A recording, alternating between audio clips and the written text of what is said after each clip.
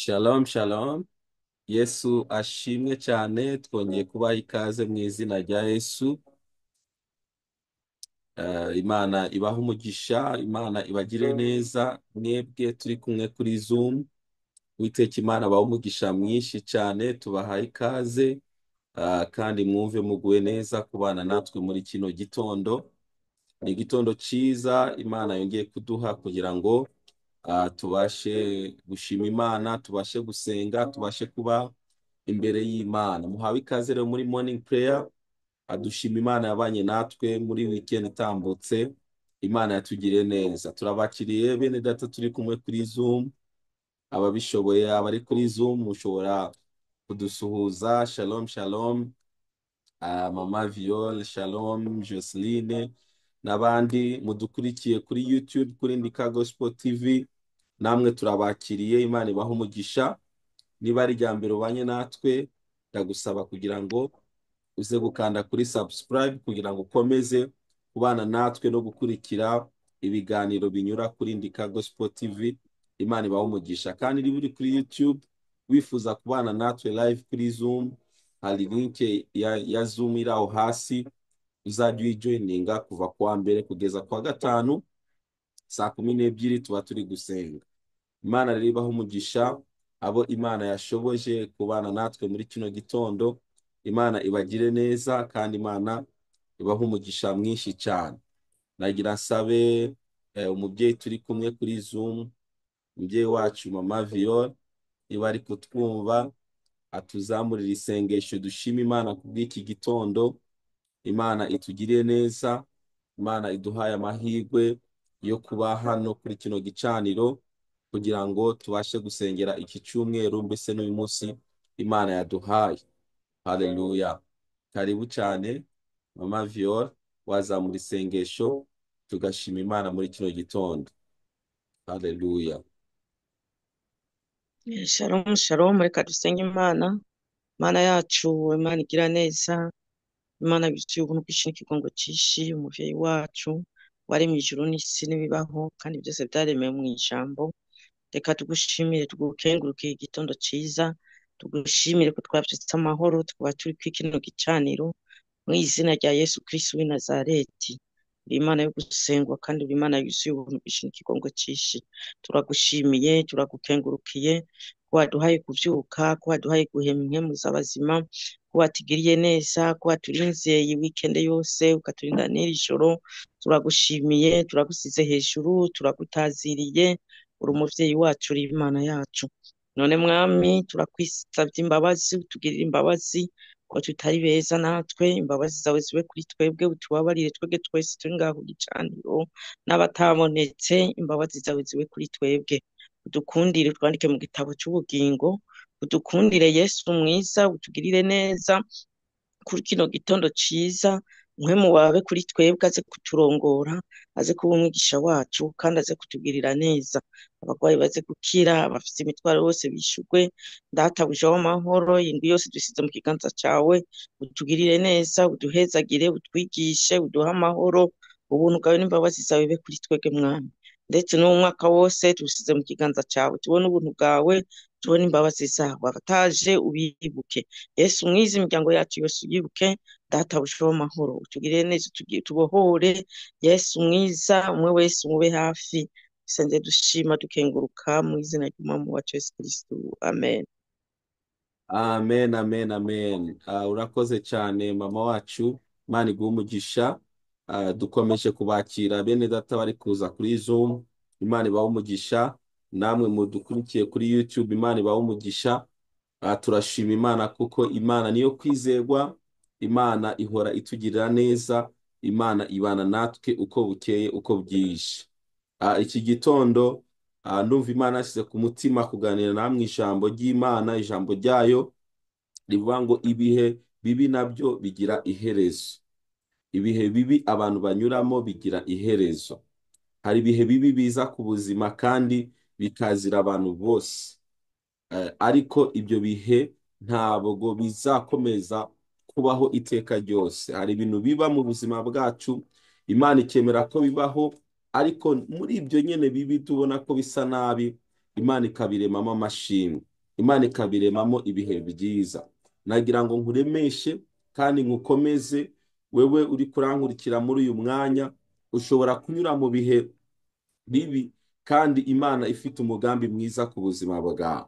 Wowe ukabona gusa ibihe bibi bikugwiriyeho, ukibaza ko isi irangiye cyangwa se ko ubuzima bwawe burangiye. Ariko reka nkubwire muri kino gitondo ko no muri ibyo bibi ubona imbere yawe, Imana ifite imbaraga, ifite ubushobozi bwo kubihindura, haleluya, ikabiremamo amashimwe akomeye cyane. Rero niba ubuzima bwawe wamaze igihe kirekire cyane uri kunyura mu ntambara, uri kunyura mu bihe bikomeye by'ubuzima, humura, Imana ije gushyiraho iherezo kuri ibyo bihe bibi ubona ku buzima bwawe. Reka nkubwire kano kantu, nubona ibibazo bikugezeho nk'umwana w'Imana, ntugatinye, ntukagire ubwoba, kuko Imana ijya yihesha icyubahiro mu bibazo abana bayo banyuramo. Imana igiremo amashimwe mu bihe bikomeye abantu banyuramo. Rero ntabwo uzahorana ubukene iteka ryose. Bibiliya avuga ngo ikintu cyose gifite igihe cyacu.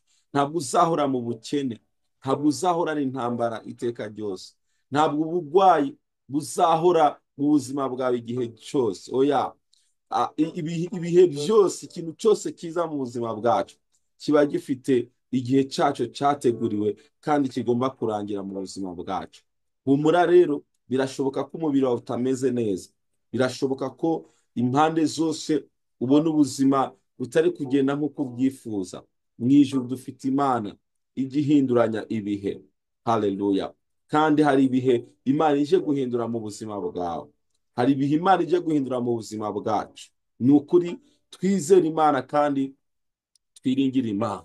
Hari inkuru idasanzwe iri mu gitabo cy'Abacamanza igice cya 11, duhere ku murongo wa 1 twumve wa mbere, twumve iyi nkuru icyo yatwigisha muri kino gitondo. Abacamanza igice cya 11 ku murongo wa mbere. Bibiliya ijambo ry'Imana atubwira ngo nuko Yefuta Umugileyadi yari umunyambaraga w'intwari kandi yari umwana wa Marayi. Kandi Gileyadi niwe wamubyaranye, ariko umugore we Gileyadi amubyarira abahungu. Abo bamaze gukura birukana Yefuta, baramwerurira bati nta mugabane ufite mu bya data, ngo kuko uri umwana w'undi mugore.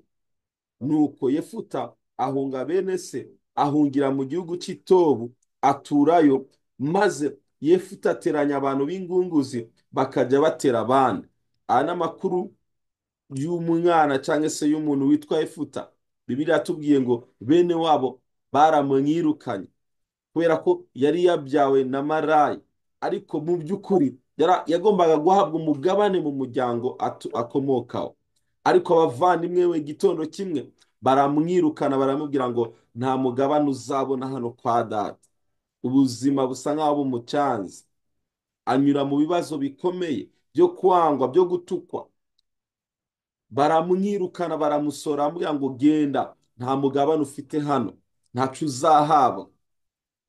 Bibiliya iratubwira ngo aragenda, ageze Itobu aturayo, ngo aremayo umutwe ukomeye ngo ajya gutera abandi. Umurongo wa 4 Bibiliya iratubwira ngo hashize iminsi Abamoni bagwanya Abisirayeli. Naho Abisirayeli bwari ubwoko bw'Imana, ariko Imana hari umuntu yashakaga gutabara, yemera ko batebwa, yemera ko bahura n'intambara.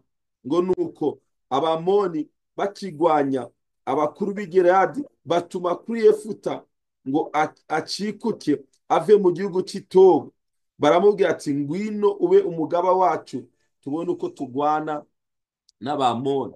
Yefuta bari baramwirukanye, yaratawe, yarasuzuguwe na bene se, yarasuzuguwe n'ubwoko bw'iwabo. Ariko igitondo kimwe Imana iteza intambara muri Isirayeli, Imana iteza akaga, Abisirayeli baraterwa. Bibuka ko hari uwo birukanye witwa Yefuta, kandi aho yahungiye ngo yabaye umuntu ukomeye, yabaye umunyembaraga. Baramwibuka kubera ibibazo bari banyuzemo, baravuga ngo hari umuvandimwe dufite twirukanye, twasuzuguye, kandi ashobora kutugwanirira. mwene data unkurikiye, birashoboka ko abantu bagutaye, birashoboka ko abantu bakuretse, birashoboka ko isi yagukaranze, ariko muri wowe uri umunyembaraga. Ni ukuri uri umunyembaraga, uri umuntu w'agaciro, umuntu w'umumaro, uri umuntu w'umumaro ukomeye cyane muri sosiyete. Nubwo abantu bataguha agaciro ukwiriye, nubwo abantu bagusuzuguye, ariko igihe kirageze, haleluya, ubwo Imana iteza akavuyo hirya no hino kugira ngo uze kubera igisubizo abantu. Haleluya. Niko Imana ijya igenza ibintu. Imana ijya yemera ko abantu badusuzugura, Imana ijya yemera ko abantu badushyira ku ruhande, ariko muri twebwe yaradusizemwo igisubizo cy'ibyo bazakenera. Kumbura rero mwene data, utekeye ibisubizo by'abantu benshi cyane.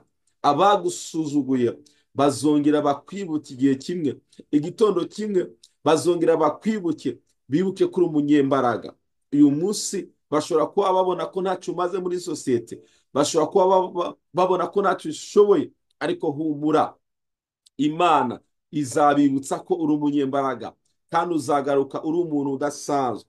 Bamaze kumutumaho, Yesu ashimwe cyane, ku murongo wa 9 Bibiliya avuga ngo Yefuta arababaza ati, nimunsubiza iwacu kurwana n'Abamoni, Uwiteka akabangabiza, nzaba umutware wanyu koko? Haleluya. Ku murongo wa 10 baramusubiza bati, Uwiteka abe umuhamya hagati yacu, nitudasohoza ibyo uvuze. Yefuta ahera akajyana n'aba bakuru b'i Gileyadi, nuko abantu bamugira umugaba wabo w'umutware. Imisipa ni Yefuta yavugiye ibyo yavuze byose imbere y'Uwiteka. Umuntu bari barasuzuguye, Imana yamuhinduye kuba umutware wabo. Nagira ngo ubigire muri kino gitondo mwene data, humura, abantu baragusuzuguye, abantu baragutaye, abantu nta gaciro baguhaye, Imana izaguhindura kuba umuntu udasanzwe muri sosiyete wasuzuguriwemo. Imana izakuzamura mu gihugu wasuzuguriwemo. Imana izakuzamura mu itorero wasuzuguriwemo. Haleluya. Imana izakugira umuntu udasanzwe, kuko muri wewe utekemo ubutunzi bukomeye cyane. Iki ni igitondo cyo kongera gukomera, ni igitondo cyo kongera kwakira imbaraga z'Imana. Haleluya. Kuko Uwiteka Imana yacyafite umugambi ukomeye ku buzima bwacu. Reka dusoreze muri Yesaya 43 ku murongo wa 2. Yesaya 43 ku murongo wa 2, Bibiliya iravuga, haleluya, mwibuke turi kuganira ngo ibihe bibi nabyo bigira iherezo. Niba uri kubona ibihe bibi mu buzima bwawe, Imana ije kubishyiraho iherezo. Haleluya. Yesaya 43 ku murongo wa 2, Bibiliya iravuga ngo, nunyura mu mazi nzaba ndi kumwe nawe. Haleluya. Nuca mu migezi ntizagutembana. Haleluya. Nunyura mu muriro ntuzasha, kandi ibirimi byawo ntibizagufata. 3, kuko ndi Uwiteka Imana yawe, Uwera wa Isirayeli, umukiza wawe. Nagutangiriye Egiputa aho incungu, Etiyopiya n'Iseba nahatanze ku bwawe. Ndi Uwiteka Imana yawe. Nunyura mu mazi ntazagutembana. Mu yandi magambo, nubona ibibazo bikubanye byinshi, humura, ntacyo bizagutwara. Nubona intambara zihagaze zikaba nyinshi, humura, ntacyo zizagutwara. Kuko Uwiteka Imana ya Isirayeli, Uwiteka Imana arema isi n'ijuru, iri kumwe nawe kandi iri mu ruhande rwawe. Iki cyumweru witegure guhura n'Imana.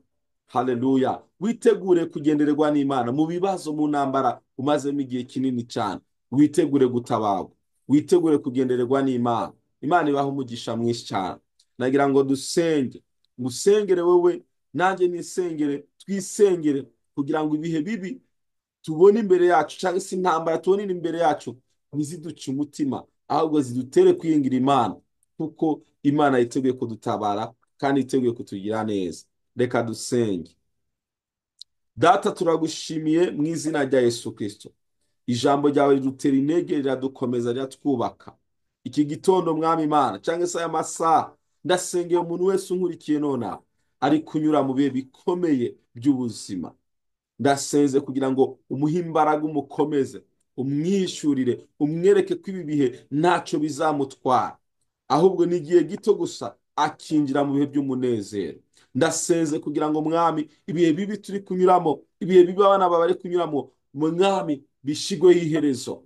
Uturemere amashimwe, mu izina rya Yesu Kristo. Iki cyumweru dutangiye kizatubera icy'umugisha, kizatubera icy'imbaraga, kizatubera icy'amashimwe. Haleluya. Uzatugwanirire, uzabe mu ruhande rwacu, mwami w'abantu, uzoba ukoze data wera.